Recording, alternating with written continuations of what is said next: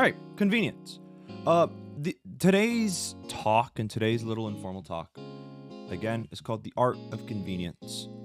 Um, Convenience and laziness get a bad rap sometimes, and for some parts, it is deserved. You should try to be working towards a goal and be proactive in your goals in that sort of way. But things being convenient for you and being lazy about it are core tenets of human behavior that I think you can channel for positive benefit. Today's talk is inspired by a book that I read last year called Atomic Habits by James Clear. When I make this into a YouTube video, I will probably link that book, because I think if you're looking to create not just a writing habit but just any kind of habit, I think Atomic Habits is a really wonderful piece of literature to get you started on that path. But let's talk about writing, because that's what we're here to do. Writing every day is just like any other habit. It's something that you have to commit to, and something that's very hard to start cold turkey. Starting anything cold turkey is hard, but while it can be hard to start from a place where start a habit which you do not have, there are preparations and methods and techniques that you can use to kind of jumpstart your way to forming that habit, and reinforcing a desired behavior, so that it makes it more likely that you will do that behavior. Now, I think right now my notes are saying to talk about something else, but I do want to talk about laziness and convenience for a little bit. What do I mean when something is convenient? Well, convenient means easy to do. Often, a lot of things that we have an easy time doing are very conveniently placed in our vicinity. A lot of habit forming does revolve around how your environment is designed, and we designed things so that the things we want to do are convenient. If I go on my computer, right, I see immediately my icons for all my games. All I have to do to get to my games is click on the icon, and I'm gaming, right?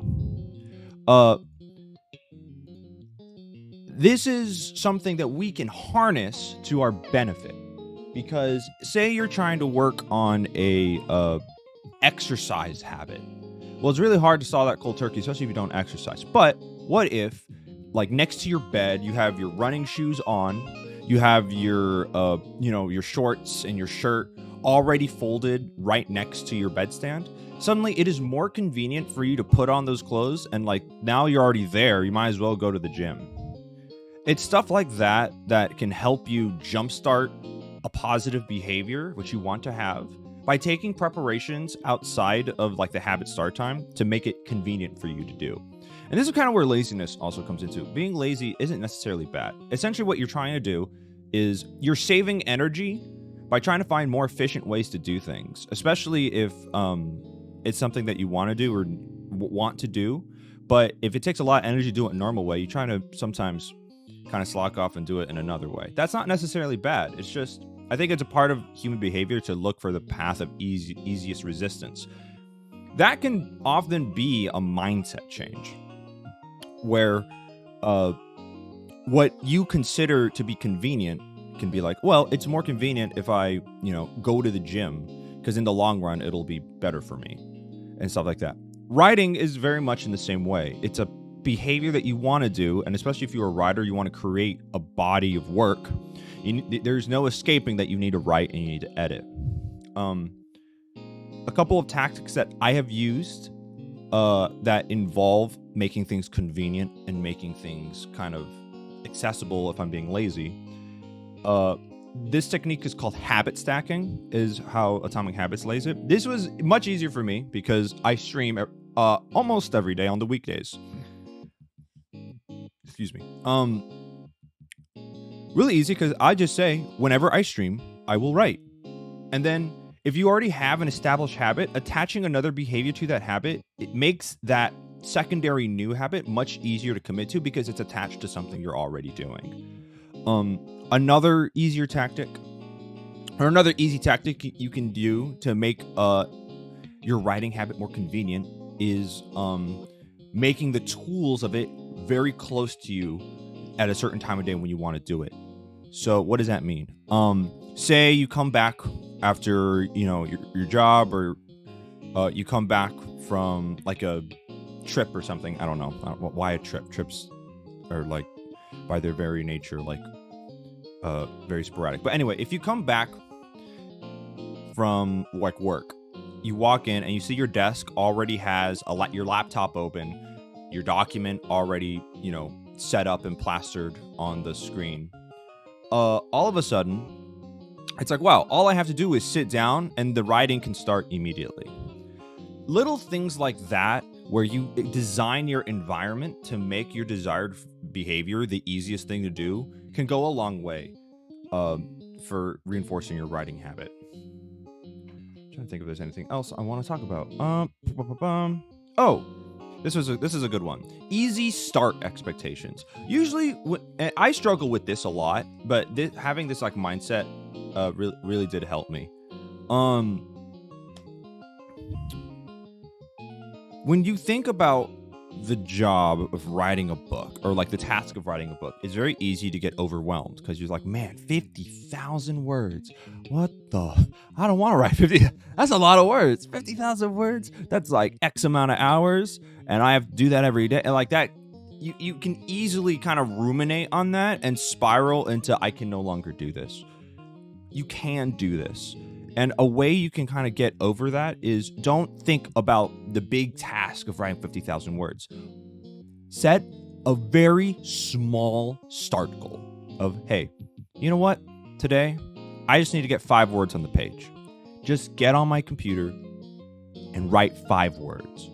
You will find that your brain is an expert at building things up to be so hard to start.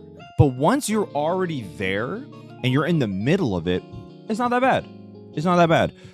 Like you'll write the 5 words and you're like, okay, a 6th word is not going to kill me. 7, 8, 9, 10.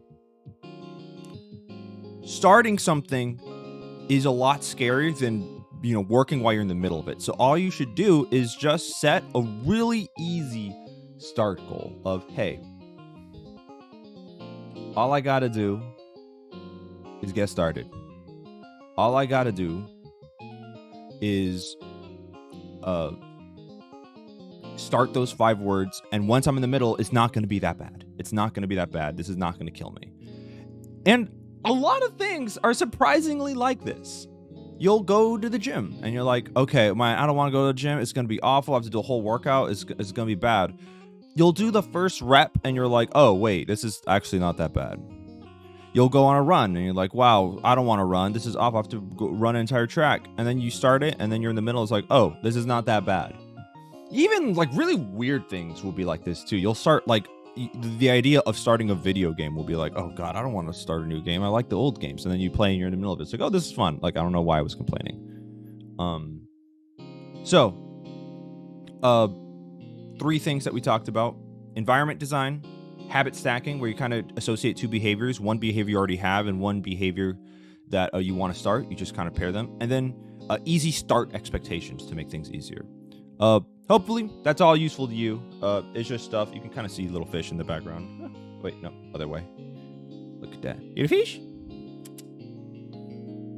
She's like, what the fuck are you talking about, man? But yeah. Cool. That is all for my talk. If this helps,